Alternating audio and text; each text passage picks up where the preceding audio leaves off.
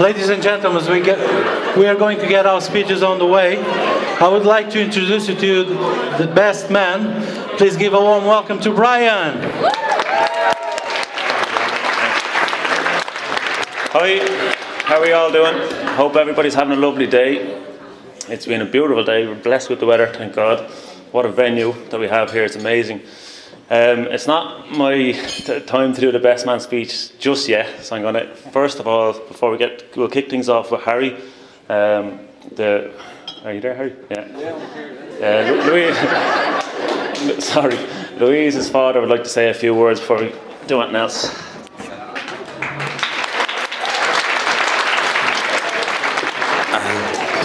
Hello everybody and welcome to Louise and Jamie's wedding. I'm not one for talking very much, as everybody knows, but I'd just like to welcome everybody and to congratulate the two of these on today. And thanks for coming, and also I'd like to thank Father John for the wonderful service this morning. And really that's it. And also welcome Jamie to the family. Okay, thanks very much. Next, Jamie's dad, Mick Kearney, would like to say a few words. Thanks, Brian. Just a little bit like Harry, I don't talk too much, so just lovely venue. Thanks for everybody for coming. Thank you to Father John and Louise. You're very, very welcome into the Kearney family. Thank you.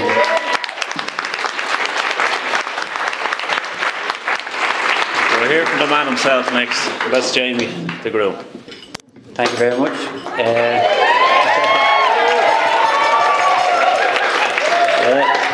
Just like to thank everyone for coming today for this great day for me and Louise getting married, and like to thank Father John for his lovely ceremony today in Leixlip, and I'd like to thank Harry and Marie for everything they've done for us in building up to the wedding, and thanks a million, and for letting me into the family. I'd like to thank my own family for coming today as well. Thanks very much. And,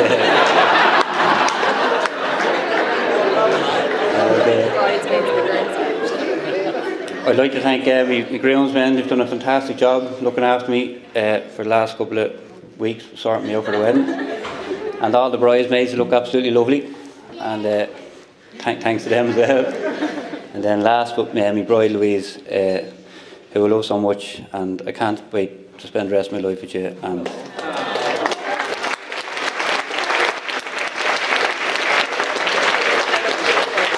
she looks absolutely gorgeous today, and I've bagged myself a winner. Honestly, I can't wait to spend the rest of my life with you, and thanks very much everyone for coming. I'm going to pass it on to Ryan. Thank you.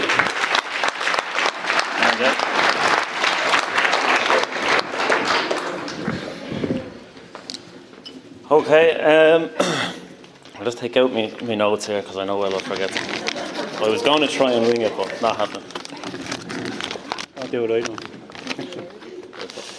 For those of you who don't know who I am, my name is Brian.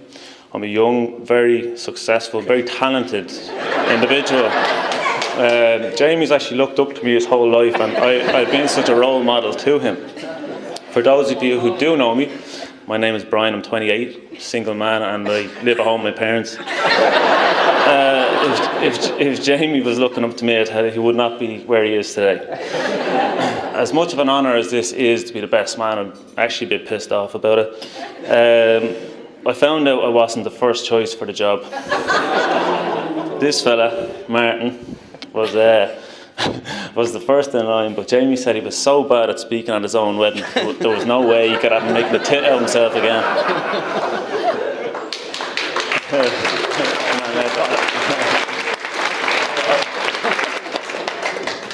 In fact, I found out I wasn't even the second choice. Ian Tobin, the other groomsman, was going to be asked next.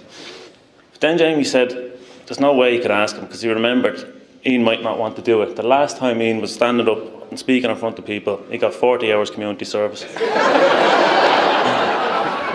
So Jamie was worried about this. He was worried what I was going to say. And he's been saying to me for weeks, he says, please don't say anything inappropriate or stupid or whatever, just keep it short and sweet, keep it clean. So I had no intention of this, right?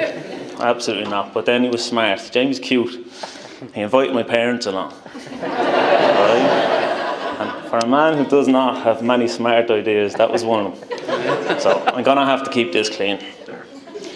So on that note, I'll start. How do I start? Testing.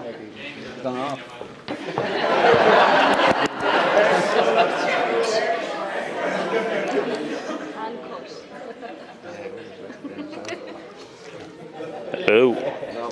Testing. You're back. Come on, Jay. Didn't work. As I said, I have to keep it clean. So with that, I'll start with fornication. Sorry. For an occasion as big as this,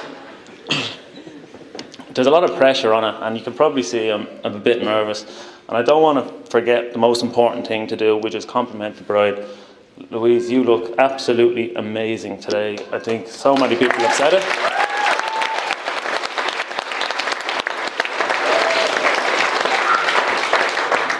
There's not one person in this room here today who's not thinking the same thing, which is how, in the name of Jesus, did Jamie Carney pull you out? Like, Louise is 10 out of 10. Jamie's at best a 3. That is being generous now. That is, you'd want a few gargles on you.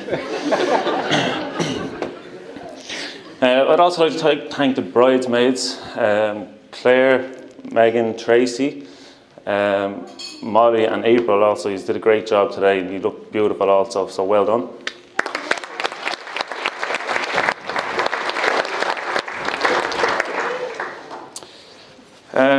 The groomsmen, actually, I nearly forgot about G-lads. Actually, never mind. Me and Jamie know each other our whole lives, right? We grew up together in Easton Park in Leixop since we were just kids.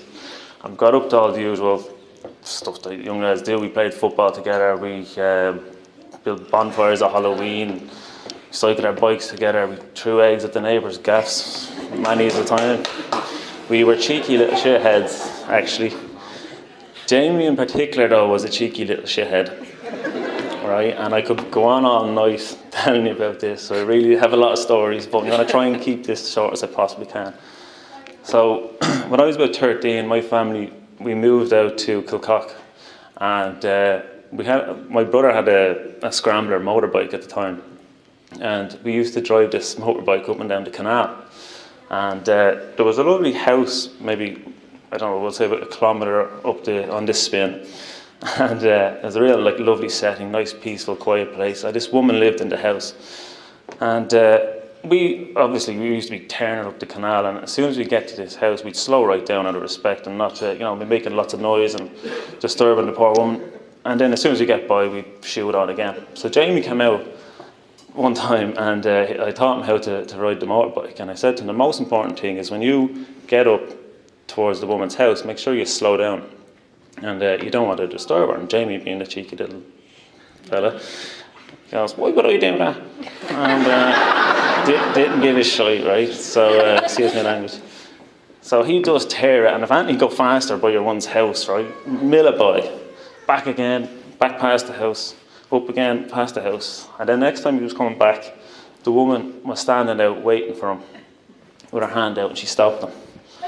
And she says, hey you, get off that motorbike, if you're not supposed to be driving up and down here.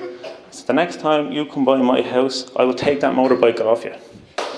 Jamie, being the lovely polite lad as he was, says, missus, will you ever piss off? And he goes, as if you're going to catch me, I'm on a motorbike. He goes to tear off, right, revving the engine, but as Jamie's a pretty bad driver, lets out the clutch too quick and he stalls the engine. So now he looks like a tool. Right, this motorbike didn't have a key start and didn't have a kick start. The only way to start it was you actually have to get off the bike, run with it in gear, let out the clutch while you jumped on at the same time, and it would start.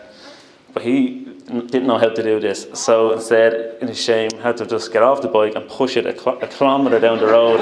Your one was actually feeling sorry for him, I think. I've never seen someone look as embarrassed as he did that day when he came back. But he learned a valuable lesson, and needless to say, he never went by your house ever again. But as time went on with Jamie, he stopped being quite as cheeky, and he just became more of an excuse maker and a really, really sore loser. Like, this fella's the sorest loser you'll ever meet, right? Especially when it comes to sports. So, yes, it's unbelievable, right? Even a game of FIFA, he's never once lost a game of FIFA, for his own fault. No, it was because it was a bad controller he was using. He was in the bad seat, for example. That was another one. We play snooker regularly over in Selbridge. And it's unbelievable the bad luck he gets. It's crazy. There's only ever a roll when he's hitting the shot.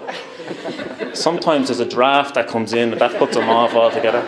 God forbid if somebody on another table who's eating a packet of crisps, that puts him off altogether. And God's honest truth, he once lost to me in a game because there was a fella 3 tables down who was chalking his cue and it was putting him off. Like, it's unbelievable, this stuff. But as much as I do love to slag him, I love the man, and he is an absolute gent. As lucky as he is today to be marrying Louise, equally I think you're as lucky to have Jamie, because he is a gent. So anyway, I'm truly happy for him. So happy, because everything that he's ever wanted has finally came true this year in particular.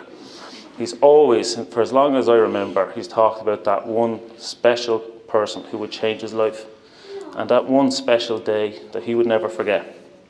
And it came to him this year. His name was Ruby Walsh, and it happened in Punchestown. I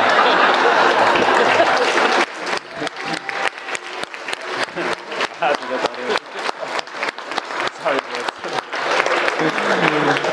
for anybody here who doesn't get that gag, it just means it's a free bar for the night. That's it. I won't keep this much longer, and I've actually been just taking longer than I thought it would take, actually. I was going to leave this one out, but I was a bit nervous about saying it, especially because I look like a tool in it. It's an odd one, but there's another side of Jamie that a lot of people would never have seen, especially the lads. Louise, you've probably seen it, right? But most fellas would consider Jamie to be, how would I say, he's a man's man. He's, wouldn't be exactly in touch with his emotions. Even though I'm his third best mate, by the sounds of this, I've never actually had a heart-to-heart with him or said anything about how I feel, because all he'd do was laugh at you and he'd slag you and tell the rest of the lads. So it's something I'd never dream of doing. But one night ever, he let his guard down. And it wasn't that long ago. Jamie was madly in love with Louise at the time, and we were in the pub and we were locked and last orders, and I think I must have got a bit emotional. I think it's a bit embarrassing, so don't laugh at me. But I turned around to him and I said, Jamie, what is love? The minute them words came out of my mouth, I regretted it. I was like, what am I after saying? So I was getting ready for this fella to absolutely slate me. But surprisingly enough, he didn't. What came out of his mouth next was words that I will never ever forget. He said, Brian, I like to think of it that is something very natural.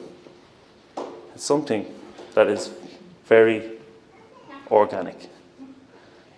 Oh yes, on the outside it's tough and it's hard. But if you let it grow naturally and then look inside, you'll see that it's soft and it's gentle.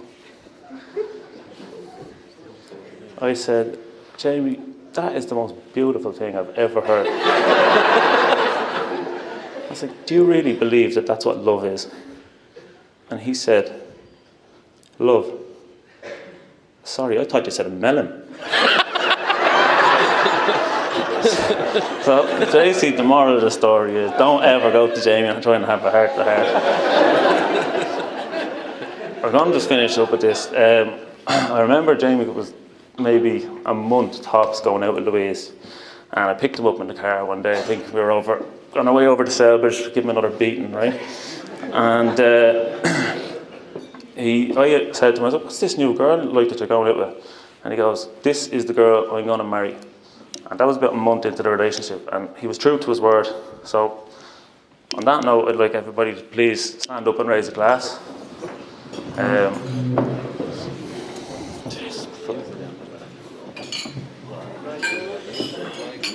I think on behalf of everybody here, we all wish the two of you nothing but the luck that you deserve in the future.